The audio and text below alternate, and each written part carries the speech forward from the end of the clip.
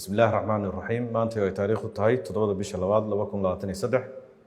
waxaan halkaan rabaa inaan ka soo jeediyo warmurtiyeed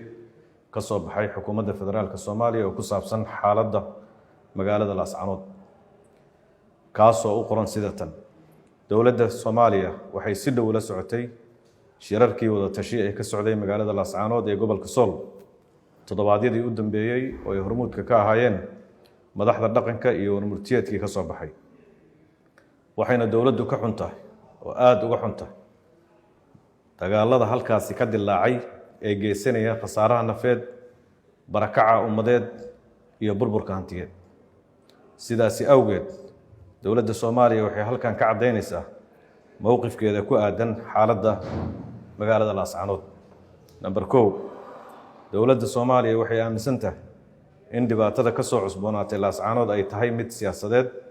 oo u dhaxaysa dad Soomaaliyeed oo walaalo ah deegaan iyo dhaqan wadaag ah dibka u dhaxeeyana aan lagu xallin karin adeegsiga xoog iyo dagaal toona labo dawladda Soomaaliya waxay adkeynaysaa in xalka xaaladda Laascaanood ay saldhig u tahay tixgelinta rabitaanka dadka waddo kasta oo kalena ay uga sii darayso saddex dawladda Soomaaliya waxay garowsan tahay in colaadaha iyo dagaalada dhexdooda ah horay loo soo tijaabshay kuwaas oo aan laga dhaxlin wax natiijo ah sidaas awgeed waxay dawladdu ku baaqaysaa in si degdeg ah loo joojiyo colaadda dadka mas'uuliyiinta ah ee labada dhinacna ay hormuud ka noqdaan dejinta iyo wada xaajoodka arrimaha la isku hayo afar dawladda Soomaaliya waxaa xil ka saaran yahay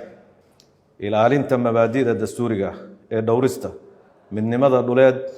iyo tandadeed ee Jamhuuriyadda Federaalka Soomaaliya waxayna dawladdu ayadoo ka duulaysa mabda'aad soo dhaweynaysa rabitaanka iyo go'aanada dadka reer Laascaanood shan dawladda Federaalka Soomaaliya waxay diyaar u tahay inay ka qayb qaadato sidii xasilooni loogu soo dabaali lahaa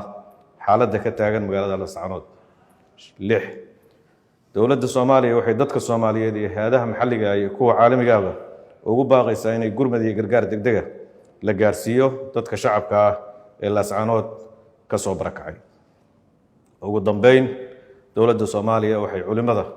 iyo odayaasha dhaqanka ee samajeclaha ugu baaqaysaa inay kaalintooda ka qaataan daminta colaadda